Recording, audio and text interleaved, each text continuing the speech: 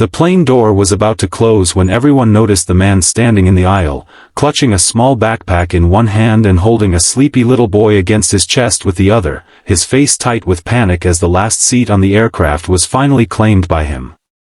Sweat shone on his forehead under the bright daytime cabin lights, and his shoulders sagged as if the weight of the world had settled there. Passengers glanced away, some annoyed, some curious, unaware that this ordinary moment was about to become something unforgettable, something that would ripple through every heart on that plane and far beyond it. Before the story truly begins, take a second and ask yourself this: do you believe kindness can still change lives in unexpected places? If you do, please like, comment, share, and subscribe to the channel Kindness Journal, because stories like this are proof that second chances and compassion still exist, even at 35,000 feet. The man's name was Rowan Hale, a single father who had learned to live on exhaustion and hope ever since the day his wife passed away 3 years earlier.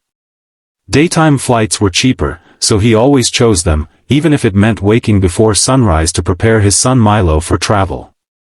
Rowan's life had become a careful balancing act between working odd construction jobs, caring for Milo, and managing the grief that never quite loosened its grip. This flight mattered more than any other he had ever taken, because at the other end of it waited a job interview in a new city, one that promised stability, healthcare, and the chance to finally stop moving from one temporary place to another. Missing it would mean starting over yet again, and Rowan was running out of strength to keep restarting. Milo stirred against his chest, his small fingers clutching Rowan's worn jacket, his breathing uneven from a restless nap.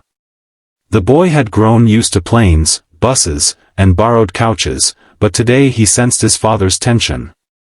Rowan took the last seat near the middle of the plane, carefully easing Milo onto his lap, ignoring the tight space and the stairs. Outside the window, daylight spilled across the runway, bright and indifferent. Rowan closed his eyes for a brief moment, silently begging the universe to let this flight be smooth, let Milo sleep, let this chance not slip away. A few rows ahead sat a man named Calder Wynn, though most of the world knew him only through headlines and business magazines. He was a billionaire, one of those rare figures whose name carried weight in boardrooms and charity galas alike. Yet on this particular afternoon, Calder looked like any other passenger in a crisp suit, gazing out the window with an expression that suggested deep thought rather than wealth. He had boarded early, taken his seat, and prepared himself for another routine flight between meetings. What set him apart was not his money, but the quiet awareness with which he observed the world around him.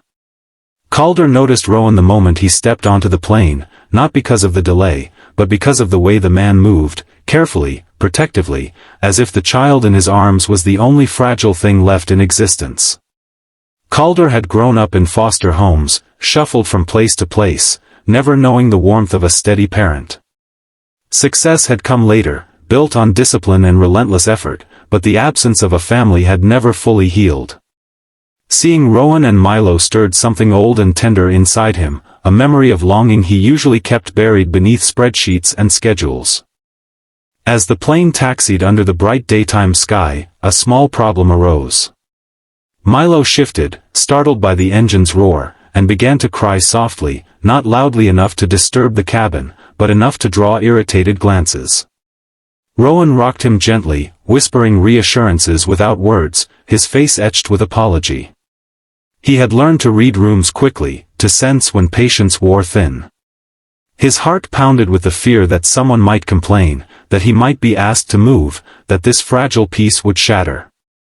Calder watched the scene unfold, feeling an unexpected ache in his chest. He saw not inconvenience, but devotion. He saw a father doing his best in a world that rarely made space for struggle.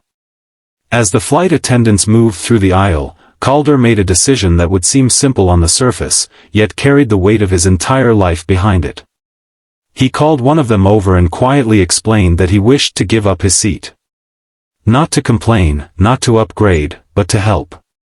Within minutes, the calm rhythm of the cabin shifted. The attendant approached Rowan with careful kindness, explaining that another passenger had offered a more spacious seat closer to the front, one better suited for traveling with a child. Rowan was stunned, confusion flashing across his face.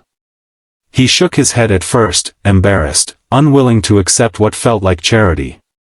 But the attendant reassured him, and when Rowan looked up, his eyes met Calder's for the first time. Calder offered a small nod, nothing more, yet it carried a warmth that felt like permission. Rowan moved with Milo to the new seat, his hands trembling as he settled in.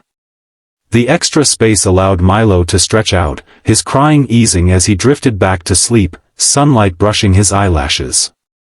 Rowan felt something crack open inside him, a release of tension he hadn't known he was carrying. He searched for Calder, wanting to express gratitude, but words failed him, lodging in his throat. He simply placed a hand over his heart and bowed his head slightly, a silent thank you that said more than any speech could. Calder took Rowan's old seat without fuss, ignoring the murmurs of surprise around him. He felt lighter, as if giving up comfort had given him something far greater in return. As the plane climbed, he reflected on how easily lives could intersect, how one small choice could ease another person's burden. He did not know Rowan's story in detail, but he understood struggle, and sometimes understanding was enough.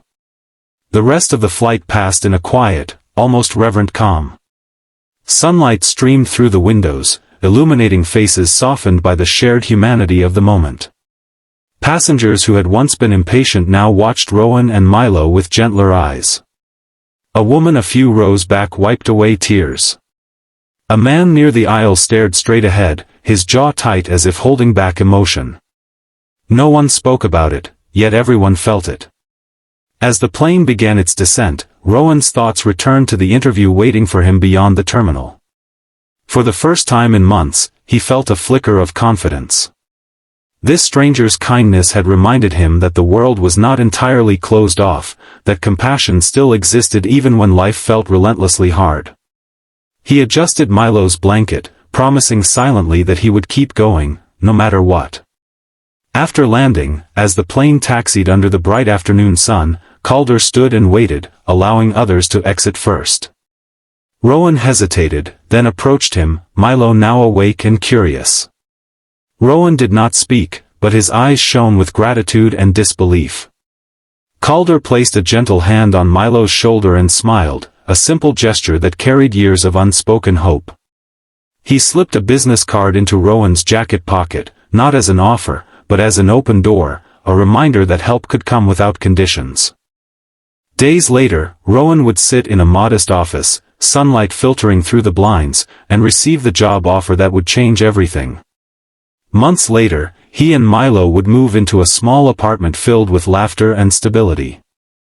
And one afternoon, Rowan would receive an email from Calder, checking in, not as a billionaire, but as someone who cared. Their lives would remain connected by that single daytime flight, by a moment of shared humanity neither would ever forget. If this story touched your heart, if it reminded you of the quiet power of kindness and the way one decision can transform a life, please take a moment to like, comment, and share this video so more people can feel this hope. Before this story ends, we have one special request for you. Please comment the word kindness below if you believe even small acts can change the world. As the plane disappeared into the blue sky that day, it carried more than passengers to their destinations. It carried proof that compassion still has a place in ordinary moments, that even in the busiest, brightest hours of the day, a single choice can leave everyone in tears and change lives forever.